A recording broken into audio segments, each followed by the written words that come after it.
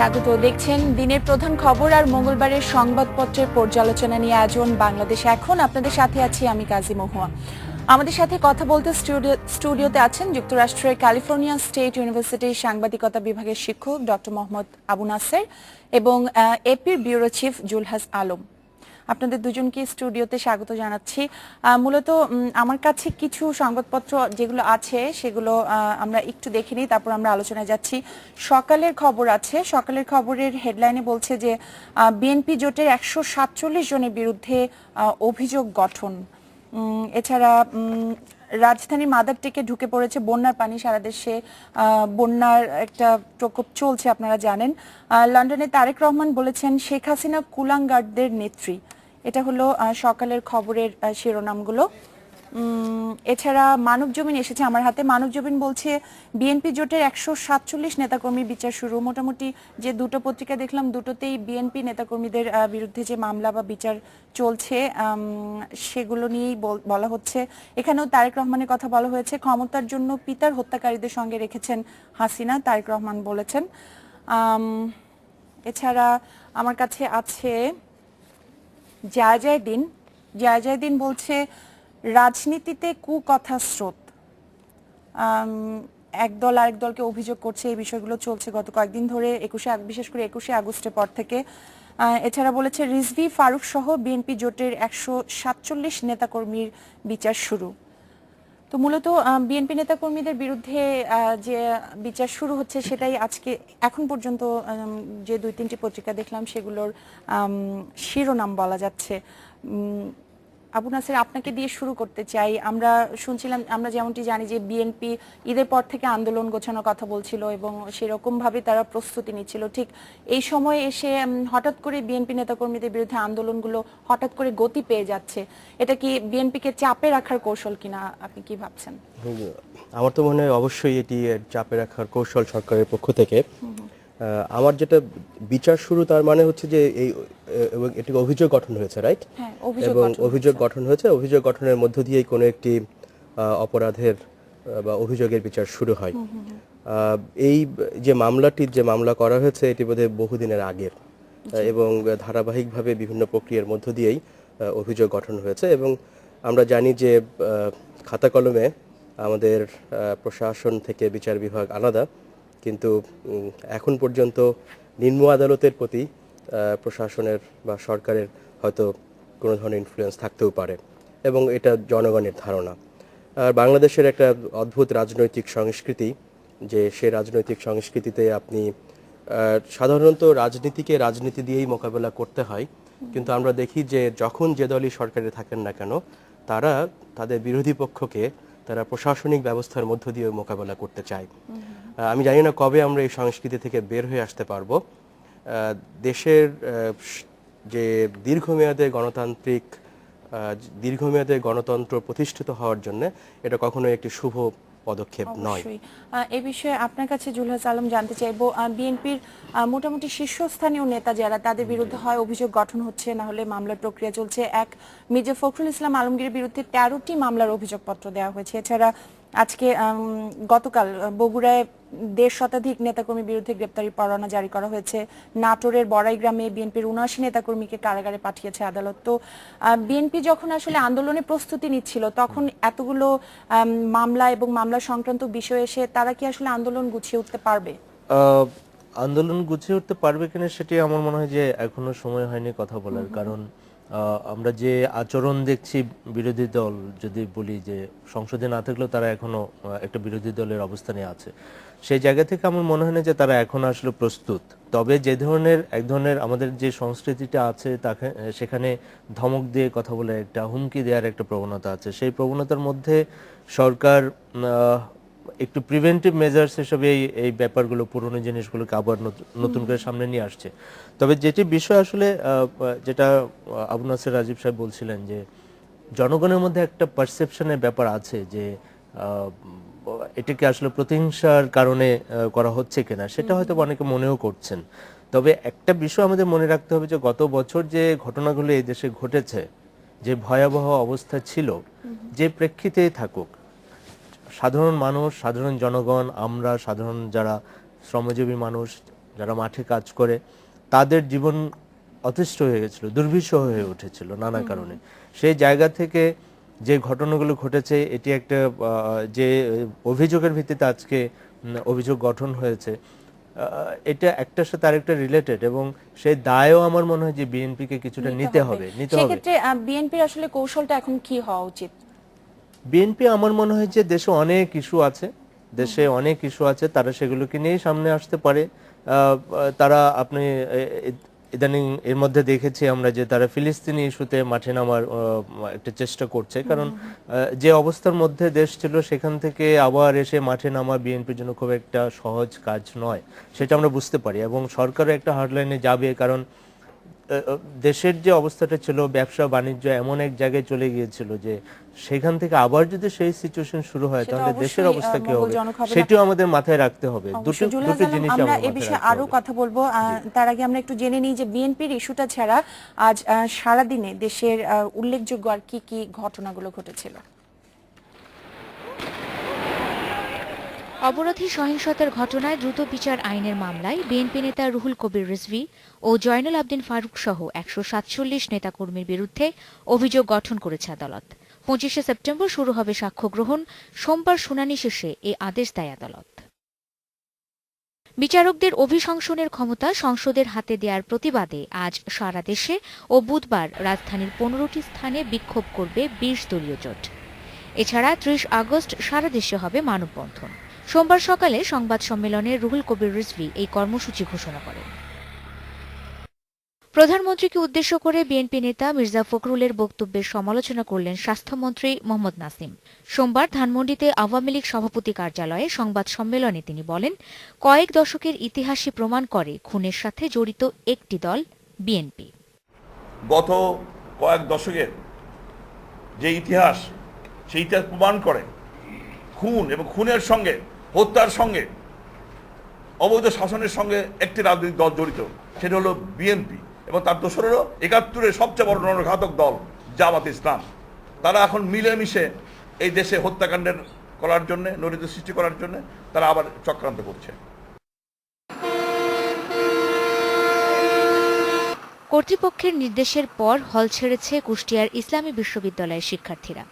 ছাত্রলীগ ও শিবিরের মধ্যে বিরোধের জেরে রোববার ছাত্রলীগের মিছিলে গুলি করে পুলিশ। এর প্রতিবাদে রাতে অনির্দিষ্টকালে ধর্মঘট ডাকে ছাত্রলীগ, পরে বিশ্ববিদ্যালয় বন্ধ ঘোষণা করে কর্তৃপক্ষ। ছাত্রলীগ ও শিবিরের সংঘর্ষের পর চট্টগ্রাম বিশ্ববিদ্যালয়ে এখন থমথমে পরিবেশ। রাখা হয়েছে অতিরিক্ত পুলিশ। রোববার সন্ধ্যায় বিশ্ববিদ্যালয়ের সোহরাওয়ার্দী হলের সামনে দুই সংগঠনের কর্মীদের সংঘর্ষ হয়। এ সময় গুলি ও ককটেল বিস্ফোরণে আহত হন ৩ জন।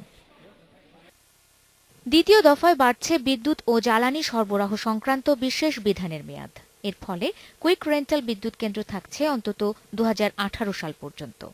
সোমবার এই প্রস্তাব অনুমোদন করে মন্ত্রিসভা।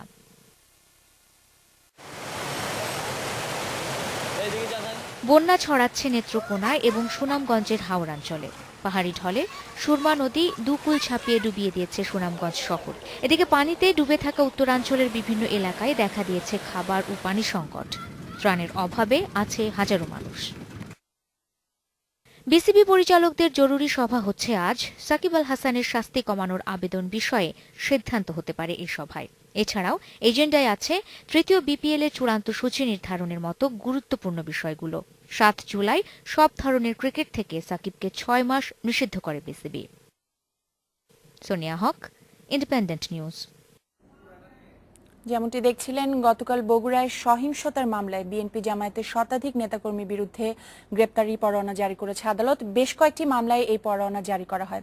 এ বিষয়ে বগুড়া থেকে আমাদের সাথে কথা বলতে যোগ দিচ্ছেন সহকর্মী হাসিবুর রহমান। হাসিব, এই মামলায় শহর বিএনপি জামায়াতের শীর্ষ নেতাদের কেউ কি আছেন?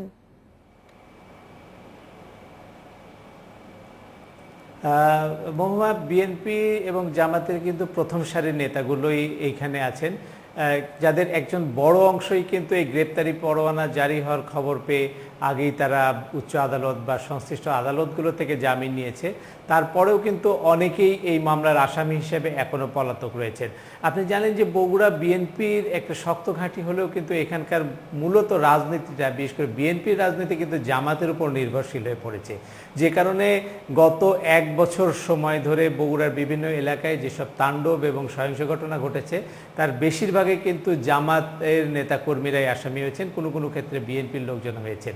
আর এবার যারা জামাতের পক্ষ থেকে বা বিএনপির পক্ষ থেকে আন্দোলন করতে গিয়ে আসামি হয়েছেন তাদের কিন্তু বেশিরভাগই শনাক্ত করা হয়েছে ভিডিও ফুটেজ থেকে বা অন্যান্য সূত্রগুলো থেকে বা উৎসগুলো থেকে, যে কারণে পুলিশের হাতে কিন্তু খুব কংক্রিট তথ্য এবং প্রমাণ রয়েছে। আমি কিছুক্ষণ আগে কথা বলেছি বগুড়ার এসপির সাথে, তিনি আমাকে যেটা জানিয়েছেন যে সরকার বিরোধী আন্দোলন, দেলোয়ার হোসেন সাইদিকে চাঁদে দেখার ঘটনা সহ বিএনপি এবং জামাত বিশেষ কিছু ইস্যুতে যেসব আন্দোলন করেছে তাতে 100রও বেশি মামলা করা হয়েছে, আর এসব মামলার আসামির সংখ্যা প্রায় 1.5 লাখ হবে।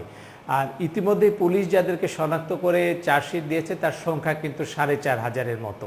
এর মাঝখান থেকেও কিন্তু আবার কেউ কেউ গেল নির্বাচনে উপজেলা নির্বাচন হিসাবে চেয়ারম্যান হিসেবে নির্বাচিত হয়েছেন, যেমন নন্দীগ্রাম উপজেলা চেয়ারম্যান। উনি কিন্তু এই নন্দীগ্রাম পুরো উপজেলা চত্বরটাই পুড়িয়ে দেওয়া মামলার আসামি এবং তিনি পলাতক আছে, তারপরেও কোনো কোনো ক্ষেত্রে কিন্তু সরকারি কাজ করতে পারছে।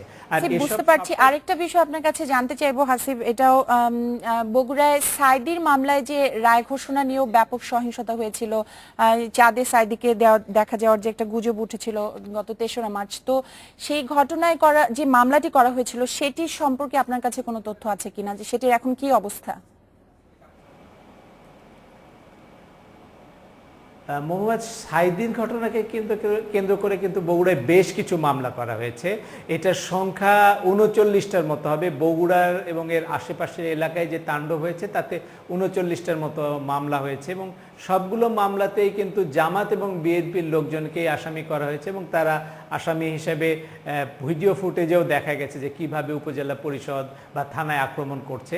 বিশেষ করে নন্দীগ্রাম উপজেলা পরিষদটা কিন্তু পুরোটাই পুড়িয়ে দেওয়া হয়েছে, কোনো একটা অফিস নাই যেটা ভালো ছিল, পুরোটাই পুড়িয়ে দেওয়া আছে। এই মামলার প্রধান আসামিদের মধ্যে অন্যতম বর্তমান উপজেলা চেয়ারম্যান, তিনি এখন পলাতক রয়েছেন।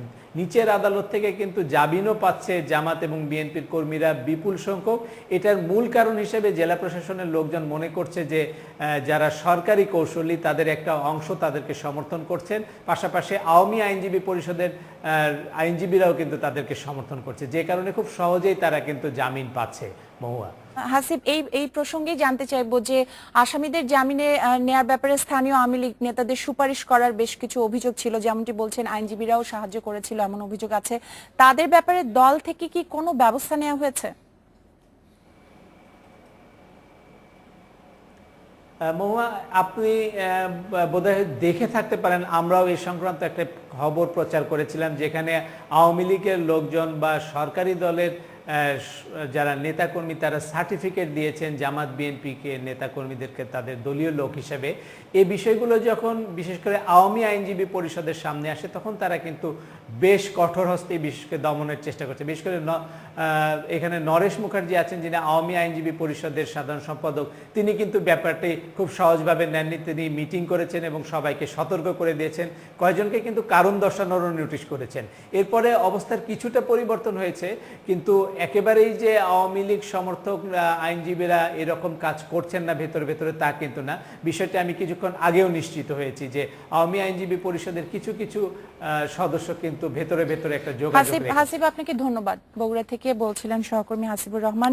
আবু নাসির, আপনি শুনছিলেন যে উনি যেটা বলছিলেন যে বগুড়া বিএনপি কিন্তু জামাতের উপর অনেকটা নির্ভরশীল হয়ে গেছে, আবার জামাতের নেতাকর্মীদের জামিনের ব্যাপারে কিন্তু আওয়ামী লীগ সুপারিশ করেছে, আওয়ামী লীগের অনেক নেতাকর্মী।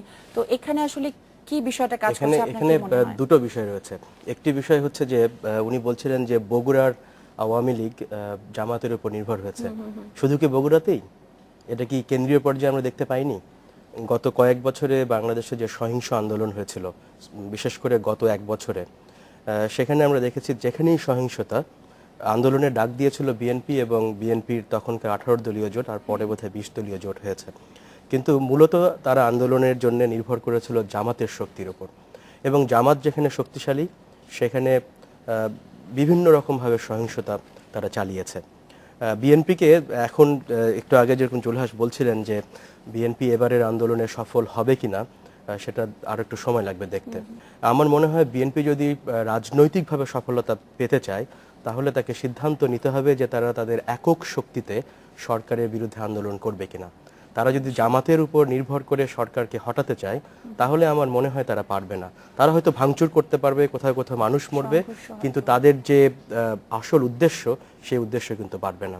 আর সেকেন্ড, আমি যেটা বলতে চেয়েছিলাম যে আরেকটি রাজনৈতিক সংস্কৃতি, এটি আমাদের পুরো বাংলাদেশের একটা দীনতাকে প্রকট করে ওঠে, প্রকাশ করে। সেটা হচ্ছে যে আপনি আওয়ামী লীগের রাজনীতি করেন, আওয়ামী লীগের রাজনীতি করার ফলে হয়তো আপনি পাবলিক প্রসিকিউটর হয়েছেন, পিপি হয়েছেন, তারপরে আপনি অর্থের বিনিময়ে আপনার রাজনৈতিক দলের সবচাইতে আদর্শিক যে বড় শত্রু জামাত ইসলামী, তার কাছ থেকে আপনি টাকা নিচ্ছেন। রাজনীতিতে আর কত নিচে নামবে আমাদের রাজনৈতিক কর্মীরা, আমি কখনো কখনো ভাবলে অবাক হয়ে যাই। আচ্ছা, আমার কাছে আরেকটি তথ্য আছে, সেটা হলো যে বিএনপি চেয়ারপারসন খালেদা জিয়া কথা বলেছেন গতকাল রাতে, সেটা একটু জেনে আসি। জাসদ ও তথ্যমন্ত্রী হাসানুল হক ইনুর সমালোচনা করেছেন বিএনপি চেয়ারপারসন বেগম খালেদা জিয়া। সোমবার এক অনুষ্ঠানে তিনি এই সমালোচনা করেছেন। দেখে নিচ্ছি বেগম খালেদা জিয়ার বক্তব্যের কিছু অংশ। ইনু এরা আওয়ামী লীগের 2000 মানুষ হত্যা করেছে, আওয়ামী লীগ নিজে স্বীকার করে।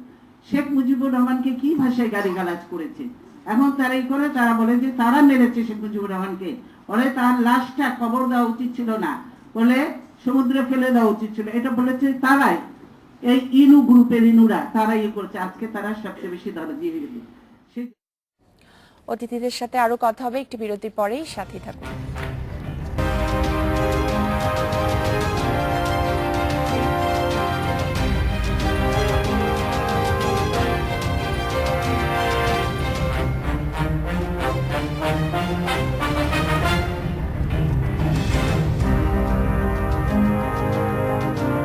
পর স্বাগত আরো একবার, দেখছেন বাংলাদেশ এখন। এ পর্যায়ে আমরা দেখে নিব বিভিন্ন অনলাইন পত্রিকা সংবাদ মাধ্যমগুলো তাদের শিরোনামে কি বলছে। শুরুতেই আমরা দেখে নিই, বিডি নিউজ 24 বলেছে অবৈধ সরকারের কোনো আইন টিকবে না, এটা খালেদা জিয়ার ভাষ্য। এছাড়া বিএনপি জোটের 147 নেতাকর্মীর বিরুদ্ধে অভিযুক্ত, এটা হলো বিডি নিউজ 24 এর শিরোনাম। প্রথম আলো বলছে অপকর্ম ঢাকতে অভিশংসন ক্ষমতা সংসদে নেওয়া হচ্ছে, বলেছেন খালেদা জিয়া। মন্ত্রী ঘুমালো, অনুষ্ঠান জোরালো। আবারও নেতিবাচক খবর এসেছে সমাজ কল্যাণ মন্ত্রী সৈয়দ মহসিন আলীকে নিয়ে। কিছুদিন থেকেই যাকে নিয়ে বেশ আলোচনা সমালোচনা চলছিল। সমকাল বলেছে আন্দোলন করি আমরা, বোমা মারে তারা। খালেদা জিয়ার বক্তব্য তারা শিরোনাম করেছে। ইবোলা নিয়ে আতঙ্কিত না হওয়ার পরামর্শ দিয়েছেন চিকিৎসকেরা, সে বিষয়ে তারা একটি শিরোনাম করেছে। কালের কণ্ঠ শিরোনাম করেছে খালেদা জিয়াকে নিয়ে অপকর্মের বিচার এড়াতেই অভিশংসন, বলেছেন খালেদা জিয়া। সমাজ কল্যাণ মন্ত্রী মহসিন আলীকে নিয়ে তারা একটি শিরোনাম করেছে, আবারও মঞ্চে ঘুমালেন সমাজ কল্যাণ মন্ত্রী মহসিন আলী। তারা বলেছে কাল বিসিবির সভা, কমতে পারে সাকিবের শাস্তি। এটা আসলে আজ হবে বিসিবির সভাটি, সাকিবের শাস্তি কমার একটা সম্ভাবনা আছে। যুগান্তরে বলা হচ্ছে অপকর্ম আড়াল করতে বিচার বিভাগকে নিয়ন্ত্রণে নিচ্ছে সরকার, খালেদা জিয়ার বক্তব্যই সেখানে শিরোনাম করা হয়েছে। ডেইলি স্টার শিরোনাম করেছে ব্ল্যাক মানি ফ্লাইং অ্যাব্রোড।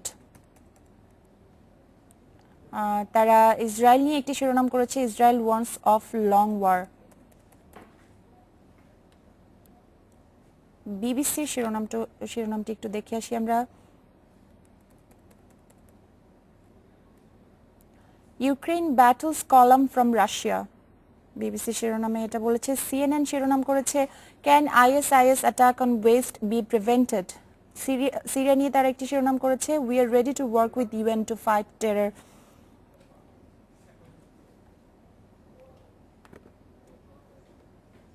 এবং আল জাজিরা বলেছে Iraq bombing target Shia areas.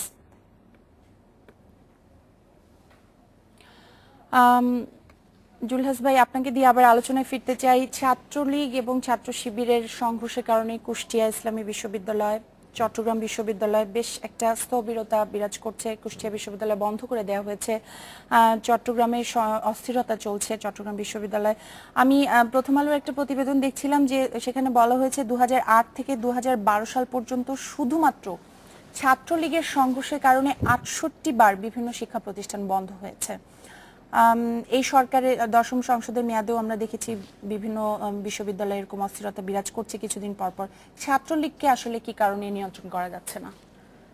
ছাত্রলীগে আমার মনে হয় যে নেতৃত্ব বাছাইয়ের যে প্রক্রিয়া, সেটি শুধু ছাত্রলীগের ক্ষেত্রে নয়, অন্য ক্ষেত্রেও, বিশেষ করে শিবিরের বাইরে এবং বাম কিছু দলের সাথে যেসব ছাত্র সংগঠন আছে, এর বাইরে যে বড় দলগুলো, ছাত্রদল এবং ছাত্রলীগ যেসব দলের সাথে আছে, এই প্রক্রিয়ার মধ্যে অনেক সমস্যা আছে।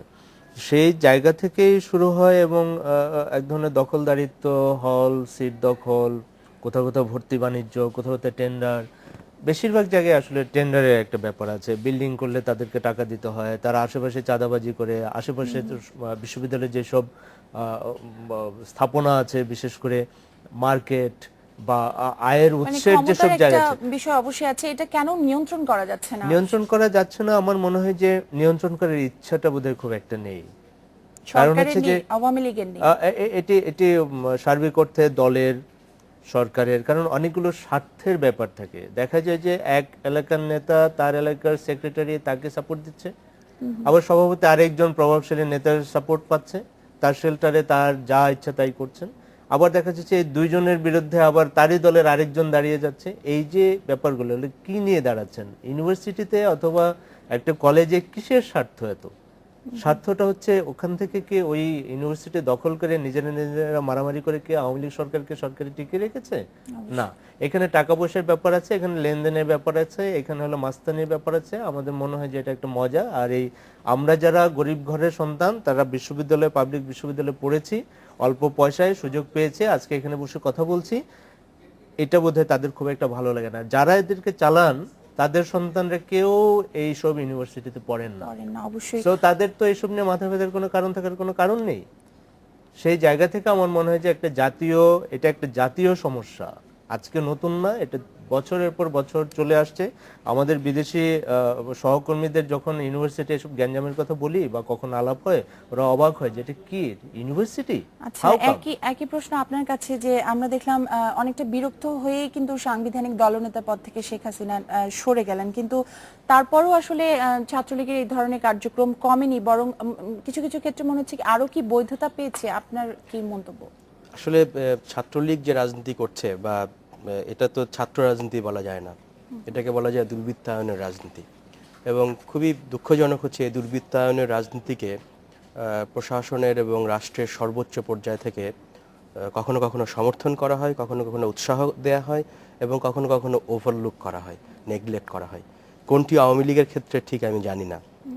যদি প্রধানমন্ত্রী তার ক্ষুব্ধ হয়ে ছাত্রলীগের সাংবিধানিক পদ থেকে উনি পদত্যাগ করেছেন, ভালো কথা, কিন্তু তিনি তো সরকার প্রধান।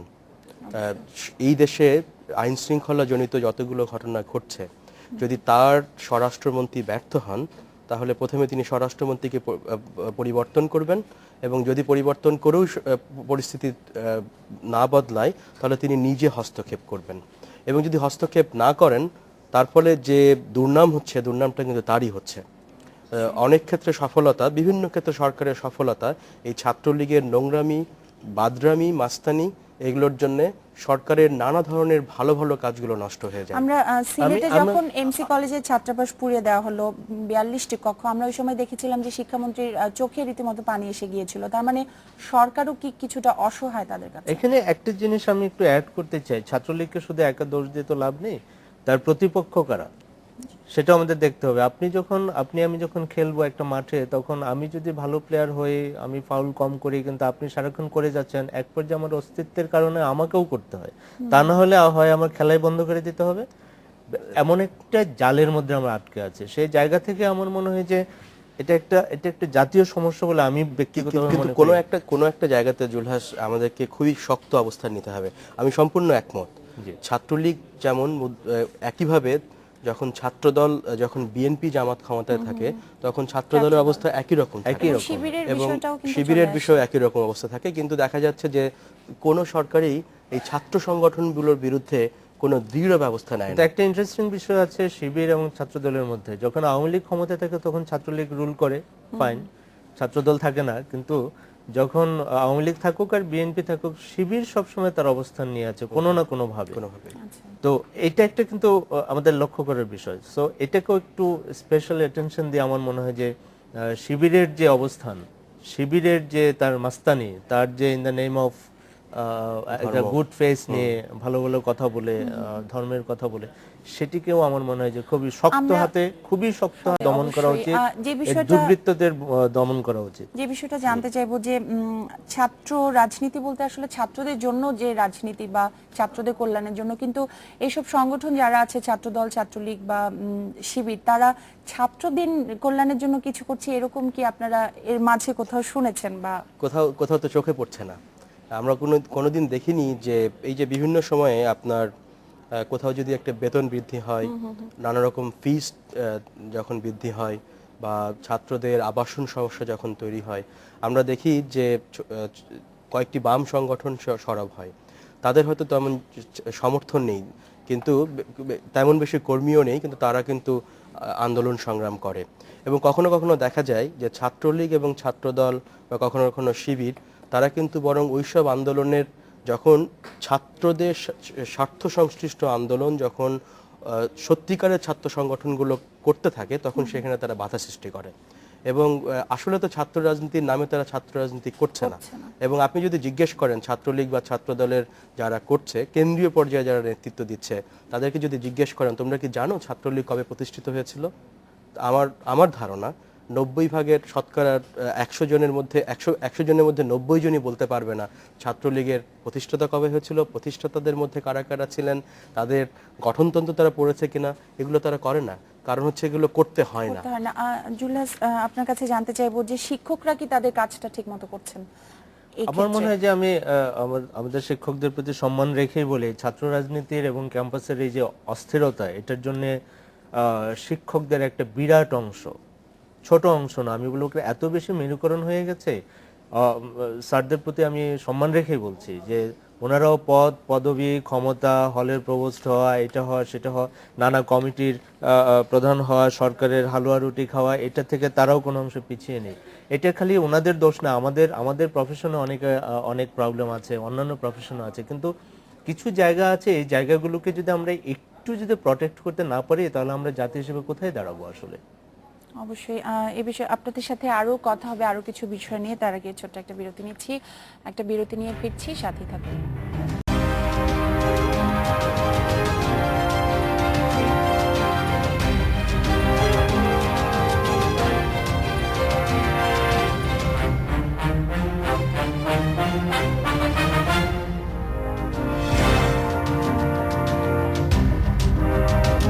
আর একবার আপনারা দেখছেন বাংলাদেশ এখন। বিরতির আগে আমরা শিক্ষাঙ্গনে অস্থিরতা এবং যে সংঘর্ষ চলছে সেগুলো নিয়ে কথা বলছিলাম। সেই প্রসঙ্গে যাওয়ার আগে আমরা কিছুদিন আগে যে যশোরে যে যশোর বিজ্ঞান ও প্রযুক্তি বিশ্ববিদ্যালয়ে যে অভ্যন্তরীণ কোন্দল হয়েছিল, তারপরে মামলা হয়েছিল, সেটার সবশেষ অবস্থা সম্পর্কে জেনে আসবো। যশোর বিজ্ঞান ও প্রযুক্তি বিশ্ববিদ্যালয়ে অভ্যন্তরীণ কোন্দলের জেরে 1.5 মাস আগে খুন হয়েছিলেন ছাত্রলীগ কর্মী নাইমুল ইসলাম রিয়াদ। এই ঘটনায় বিশ্ববিদ্যালয় বন্ধ থেকেছিল 1 মাসেরও বেশি সময়। এই খুনের অগ্রগতি জানাচ্ছেন সহকর্মী জিয়াউল হক। জিয়া, মামলার আসামিরা কি গ্রেপ্তার হয়েছে এবং তদন্তের অগ্রগতি এখন কোন পর্যায়ে রয়েছে? যশোর বিজ্ঞান ও প্রযুক্তি বিশ্ববিদ্যালয়ের ছাত্র নাইমুল ইসলাম রিয়াদ হত্যাকাণ্ডের প্রায় 1.5 মাস অতিবাহিত হতে চললেও পুলিশে হত্যা মামলার এজাহারভুক্ত কোনো আসামিকে এখনো পর্যন্ত আটক করতে পারেনি। আমি কিছু সময় আগে জেলা পুলিশের মুখপাত্র এএসপি রেশমা শারমিনের সাথে কথা বলেছি।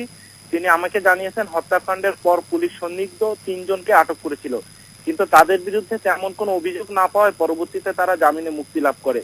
তবে এরপরে কিন্তু আর কোনো আসামিকে, যারা এজাহারভুক্ত যে আসামি আছে, তাদেরকে আটক করতে পারেনি।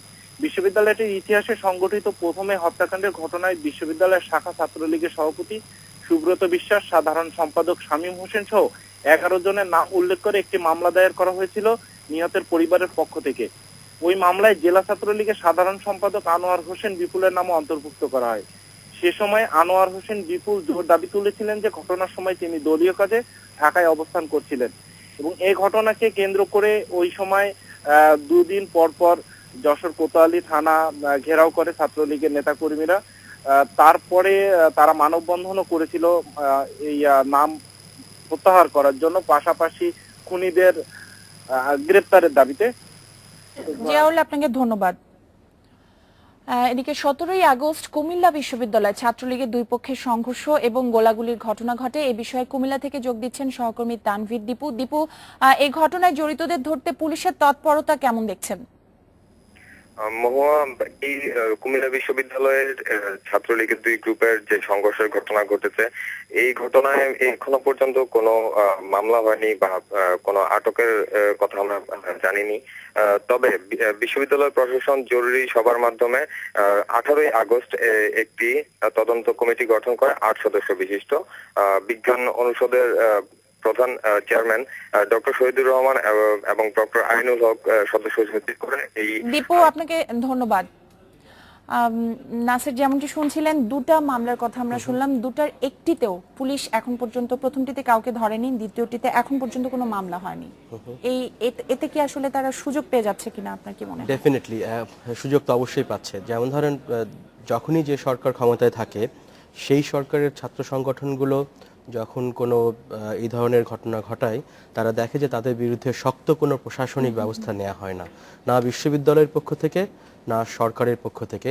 তো এখন যে পুলিশ মামলা নেয়নি বা পুলিশ মামলা করেনি, এটা কি পুলিশ কারো নির্দেশে করেনি না কারো নির্দেশে মামলা নেয়নি, এটা দেখতে হবে।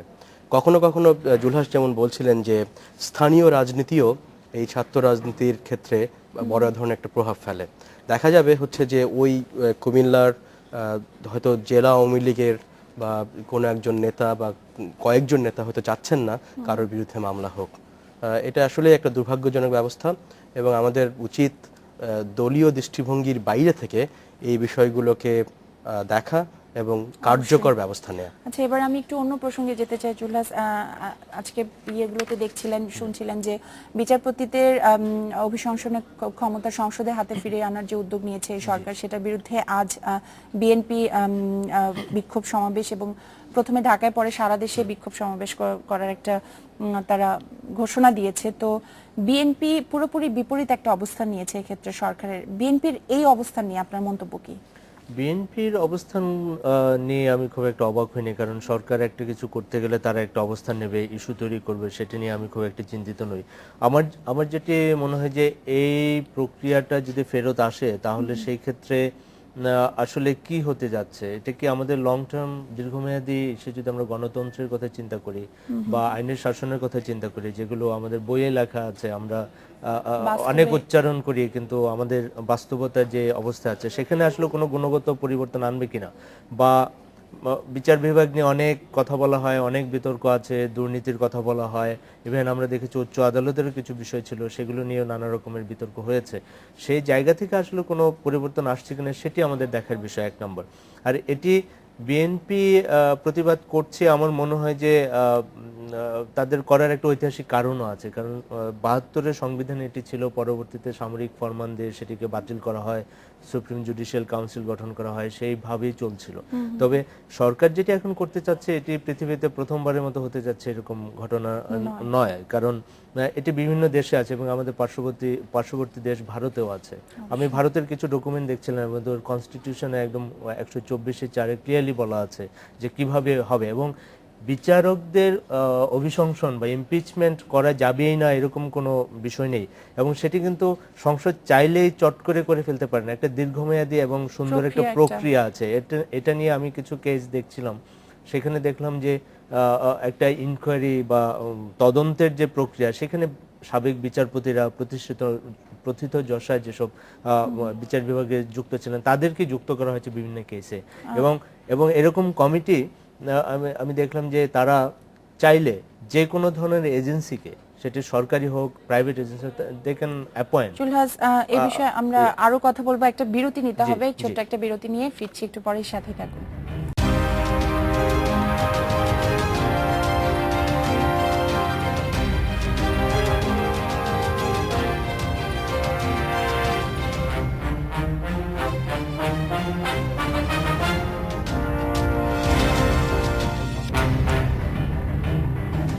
স্বাগত আরো একবার। আপনারা দেখছেন বাংলাদেশ এখন। আপনারা নিশ্চয়ই জানেন যে বাংলাদেশ এবং ওয়েস্ট ইন্ডিজের মধ্যে তৃতীয় ওয়ানডে চলছে এবং শেষ খবর পর্যন্ত ওয়েস্ট ইন্ডিজের সংগ্রহ 1 উইকেটের বিনিময়ে 7 রান। খেলাটি নিশ্চয়ই আপনারা উপভোগ করছেন। এছাড়া আরেকটি বিষয় হলো যে সাকিব আল হাসানের শাস্তি কমানোর আবেদনের বিষয়ে আজ সিদ্ধান্ত জানাতে পারে বিসিবি। এই বিষয়ে আরেকটু জানাতে টেলিফোনে আমাদের সাথে যোগ দিচ্ছেন সহকর্মী রহমান পেয়ার। পেয়ার, বিসিবি পরিচালকদের আজকের সভা থেকে কি ধরনের সিদ্ধান্ত আসতে পারে সেই বিষয়ে কি কোনো ধারণা করা যাচ্ছে কিনা? দুটো সূত্র থেকে আমি 2 ধরনের খবর পেয়েছি। একটি সূত্র হচ্ছে যে বাংলাদেশ ক্রিকেট বোর্ডের সভাপতি নাজমুল হাসান পাপন, তিনি কিন্তু কয়েক সপ্তাহ আগে নিজে জানিয়েছিলেন যে জিম্বাবুয়ের বিপক্ষে সিরিজে, যেটি অক্টোবর থেকে শুরু হবে, সেই সিরিজে সাকিব আল হাসানকে বিবেচনা করা হতে পারে, অর্থাৎ তার শাস্তির মেয়াদটা কিছুটা কমিয়ে আনা হতে পারে, অর্থাৎ ওয়েস্ট ইন্ডিজের বিপক্ষে সিরিজের পরই তার শাস্তির মেয়াদ কমিয়ে আনা হতে পারে। মহু, আপনি জানেন যে সাকিব হচ্ছেন এমন একজন খেলোয়াড় যাকে বাদ দিলে বাংলাদেশকে যা রিপ্লেসমেন্ট করতে হলে 2 জন খেলোয়াড় লাগে, একদিকে হচ্ছে বোলিং, একদিকে ব্যাটিং। এখন বাংলাদেশ দলের যে পারফরমেন্স ওয়েস্ট ইন্ডিজে আমরা দেখতে পাচ্ছি, সে কথা যদি বিবেচনা করা হয় তাহলে কিন্তু সাকিবকে ফেরানোর সম্ভাবনাটাই কিন্তু জোরালো হয়ে যাচ্ছে এবং সে সম্ভাবনাটাই কিন্তু এখন পর্যন্ত বেশি। এবং আরো একটি সূত্র থেকে আমি জানতে পেরেছি যে অধিকাংশ বোর্ড পরিচালকই কিন্তু সাকিবের বিপক্ষে এখনো তারা রয়েছেন এবং যার কারণটি হচ্ছে যে সাকিবের শৃঙ্খলা জনিত কারণে সাকিবদের যে শাস্তি দেওয়া হয়েছে তারা মনে করছে যে সেটি বহাল রাখা উচিত, কেননা বাংলাদেশ দলের বিভিন্ন সময় দেখা গেছে যে বাংলাদেশ দলের খেলোয়াড়দেরকে শৃঙ্খলা ভঙ্গ করতে দেখা গেছে এবং সে কারণে কিন্তু তারা চাচ্ছেন যে সাকিবের বিরুদ্ধে যে শাস্তির পরিমাণটা তারা কমাতে চাচ্ছেন না। তো এবং আরেকটি ব্যাপার হচ্ছে যে সাকিব যদি দলে ফেরেন এবং অধিকাংশ সদস্যই কিন্তু চান যে সাকিব দলে ফেরুক, এটা কিন্তু চাচ্ছেন। আরেকটা ছোট্ট প্রশ্ন ছিল, বাংলাদেশ দলের রিসেন্ট যে পারফরমেন্স আমরা দেখছি ওয়েস্ট ইন্ডিজে, এই পারফরমেন্স কি সাকিবকে তাড়াতাড়ি ফেরানোর পেছনে কোনো ভূমিকা রাখছে কিনা? অবশ্যই, এবং মুশফিকুর রহিম তিনিও জানিয়েছেন যে সাকিব দলের সেরা খেলা এবং তাকে দরকার দলে, এবং অধিনায়ক কিন্তু তার সেরা খেলোয়াড়টিকে সবসময় দলে চাইবেন। কিন্তু সাকিব হচ্ছেন এমন একজন খেলোয়াড়, সাকিবের বিপক্ষে যে শাস্তিটা দেওয়া হয়েছে অন্য কোনো খেলোয়াড় হতে কিন্তু এই শাস্তির পরিমাণটা আরো বেশি হতে পারত এবং কখনো কিন্তু এটা আলোচনায় আসতো না যে ওই খেলোয়াড়টির শাস্তির পরিমাণটা কমানো হোক। যেহেতু সাকিব বাংলাদেশের সেরা খেলোয়াড়, তাই বলেই কিন্তু সাকিবের বিপক্ষে তার শাস্তির পরিমাণটা কমানোর জন্য বিভিন্ন সময়ে বোর্ড সভাপতিকে অনুরোধ করা হয়েছে এবং বোর্ড সভাপতিকে অধিনায়ক মুশফিকুর রহিম তিনিও কিন্তু অনুরোধ করেছেন যে সাকিবের শাস্তির ব্যাপারটি যাতে বিবেচনা করা হয় এবং সাকিব পেয়ার, আপনাকে ধন্যবাদ। নাসির, নিশ্চয়ই এটা আমরা সবাই স্বীকার করব যে খেলাটা, ক্রিকেটটা বিশেষ করে বাংলাদেশের আমাদের সবার জন্য একটা আবেগের জায়গা। সেক্ষেত্রে খুব একটা গড়পড়তা পারফরমেন্স যাচ্ছে বাংলাদেশ দলের, এই বিষয়ে আপনার মন্তব্য কি? আমি ক্রিকেট বিশেষজ্ঞ নই, তবে ক্রিকেটের বাংলাদেশ ক্রিকেটের একজন ভক্ত হিসেবে বলবো যে সবার মতো আমিও হতাশ। অনেক দিন ধরেই পারফরমেন্সটা কোনো ধারাবাহিকতা নেই, কোথাও বোধহয় সমস্যা হয়েছে। সেটা কি খেলোয়াড়দের মধ্যে মোরালে কোনো সমস্যা, শৃঙ্খলার মধ্যে কোনো সমস্যা? কারণ বাংলাদেশের যে খেলা আমরা সাম্প্রতিককালে দেখছি, বাংলাদেশ দল কিন্তু তার থেকে আরো বেশি দেওয়ার যোগ্যতা রাখে, কারণ তারা বিভিন্ন ঘরোয়া আসরে দেশের বাইরে যখন আমাদেরই এই জাতীয় দলের খেলোয়াড়রা যখন পারফর্ম করছেন, তাদের ইন্ডিভিজুয়াল যে পারফরমেন্স সেগুলো কিন্তু তারা ভালো করছেন। কিন্তু যখন সবাই এক হয়ে বাংলাদেশ দলের ব্যানারে খেলছেন, তখন কেন এই সমস্যাটা হচ্ছে? আমার মনে হয় যে আমাদের ক্রিকেট কাউন্সিলের উচিত আরো বেশি খুঁজে বের করা যে কেন এটা হচ্ছে, সমস্যাটা কোথায়। জুলহাস, আপনার কি মনে হয় সমস্যাটা আসলে কোথায়? সমস্যাটা আমার মনে হয় যে যেটি বলছিলেন যে টিম স্পিরিটের একটা ব্যাপার আছে এবং আমাদের নতুন যে প্লেয়ার তৈরি করা, সেই জায়গাটা আমার মনে হয় আরো বেশি মনোযোগ দেওয়া উচিত। আমাদের জাতীয় যে লিগগুলো হয়, যেখান থেকে প্লেয়ার উঠে আসবে, সেই জিনিসগুলো আমার মনে হয় যে একটু স্থবির হয়ে আছে, খুব একটা কেমন যেন প্রাণ নেই। পাশাপাশি 1-2 প্লেয়ারের উপর আমাদের নির্ভরতা রয়ে গেছে। যেমন আপনি প্রশ্ন করছিলেন যে সাকিব নাই বলে কি এই অবস্থা কিনা, আসলে কিন্তু অনেকটা ওরকমই। সেই জায়গা থেকে আমার মনে হয় যে উত্তরণের উপায় আছে, তবে আরেকটু দেখে আমরা অনেকদিন ধরে কোনো পারফরমেন্স পাচ্ছি না, খুবই ফ্রাস্ট্রেটিং। আসলে আমাদের পক্ষ থেকে শুভকামনা জানানো ছাড়া আর হয়তো তেমন কিছু করার নেই। আমি আরেকটা প্রসঙ্গে যেতে চাই, আইএস এর প্রসঙ্গটা এখন খুবই একটা আলোচনার বিষয়। যুক্তরাষ্ট্র কিছুদিন আগে বলেছে যে তালেবান যেরকম একসময় থ্রেট ছিল তাদের জন্য, আইএস সেরকমই থ্রেট। গতকালকে সিআই এর সাবেক প্রধান বলেছেন যে এখন পশ্চিমা বিশ্ব আক্রমণ করা আইএস এর জন্য মাত্র সময়ের বিষয়। পশ্চিমা নজরদারি এত কিছুর পরও আসলে এতটা সংগঠিত হওয়ার সুযোগ আইএস কিভাবে পেল, আপনার কি মনে হয়? আপনি নিশ্চয়ই ইসলামিক স্টেট অফ সিরিয়া, জি, জি, জি। Iraq and Syria, right, ISIS. এবং আমি সরি, আমার একটু ঠান্ডা লেগেছে।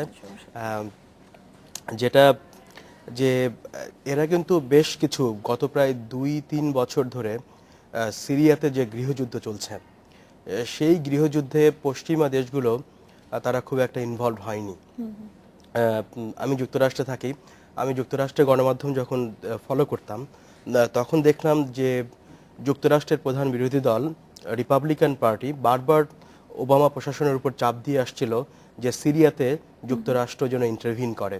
কিন্তু ওবামা প্রশাসনের পক্ষ থেকে বলা হচ্ছিল যে যুক্তরাষ্ট্র পৃথিবীর যেখানেই সমস্যা হোক না কেন সেখানেই তারা ইন্টারভিন করবে। এই অবস্থার পররাষ্ট্রনীতি তার প্রশাসন পছন্দ করে না এবং তারা সেটা ফলো করেনি।